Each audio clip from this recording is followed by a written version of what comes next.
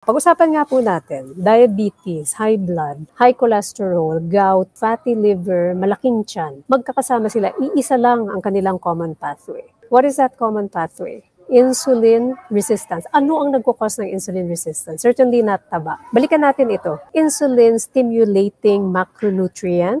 Isa-isahin natin. Unang-una, yung pinakatuktok, pinakamataas na response sa insulin ay dulot ng carbs. Ano yung mga carbs? Ito po yung rice, ito po yung tinapay, yung noodles, lahat ng colored drinks, mga prutas, lahat ng matatamis, baked goods, carbohydrates po yan. Protina, ano yung mga protina? Yan yung ikalawa, yung dyan sa baba. So, hindi masyadong mataas, hindi kasing taas ng carbohydrates, pero meron siyang effect pa rin sa insulin. Ano yung mga protina? Ito yung ating karne, itlog, nuts. Some of our legumes have proteins, pero be careful kasi may mga carbs din sila. So, beans and lentils. Ano yung mga taba? So, the least amount of insulin stimulation is fat. Mga oils, so avocado, coconut oil, mga taba na nasa karne. Yan po yung tatlong macronutrients na nagsistimulate sa insulin. So ngayon, kung insulin resistance ang problema sa karamihan ng kaso ng high blood pressure at diabetes, alin yung nagsistimulate sa insulin na pinakamatindi? Hindi naman po taba. So masyadong na-demonize yung taba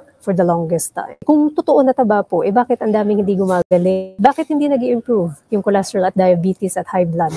Because it's not the fat that's the problem. It's the carbs po. Pag narinig nyo na nagsabi, yung ibang tao, bakit yung lolo ko kumain naman ng kanin, ilang dekada, okay naman. Good for your lolo. Noong panahon kasi na yun, unang-una ang mga pagkain natural. Wala namang mga processed food noon. Wala namang ganyan noong panahon na anytime 24/7 bukas tapos makakabili ka ng kung ano-anong matatamis at ano-anong carbs at ano-anong processed food. Walang ganyan. Noong panahon nagugutom ka, ayan, mangingisda ka. Magtatanim ka, mag-aantay ka. So ibang-iba po.